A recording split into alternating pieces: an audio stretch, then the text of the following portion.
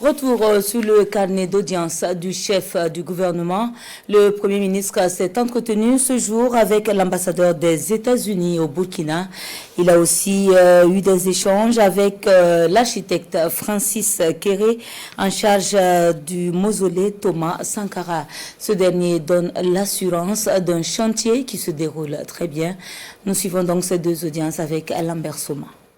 À cette audience, Djebédo Francis Kéré est venu faire le point sur l'avancement des travaux du mausolée Thomas Sankara. De l'avis de l'architecte, les travaux ont beaucoup progressé et il faut s'attendre à des œuvres de belle facture. Il note également la mobilisation générale autour de cet ambitieux projet. Il annonce d'ailleurs la fin des travaux pour le premier semestre de cette année 2025.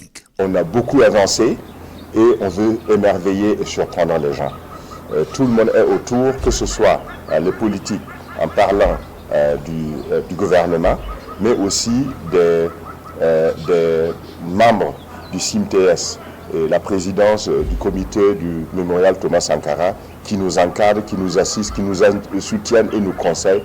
Donc tous sont entourés autour de cette grande vision-là qui est de créer un lieu à l'hommage du président Thomas Sankara et de ses camarades d'infortune. L'ambassadrice des États-Unis d'Amérique était également chez le Premier ministre. Les priorités du gouvernement burkinabé dans le cadre de la coopération bilatérale entre les deux pays sont au menu des échanges. À la diplomate américaine, Jean-Emmanuel Ouedraogo martèle que la priorité gouvernementale est la lutte contre le terrorisme et l'affirmation de la souveraineté de notre pays. Le chef du gouvernement a ajouté que l'époque de la domination est à jamais révolue. La souveraineté alimentaire est aussi une priorité pour l'exécutif burkinabé. Le Premier ministre il a éclairci un peu ses priorités de la sécurité, la souveraineté et aussi la sécurité alimentaire parmi des autres.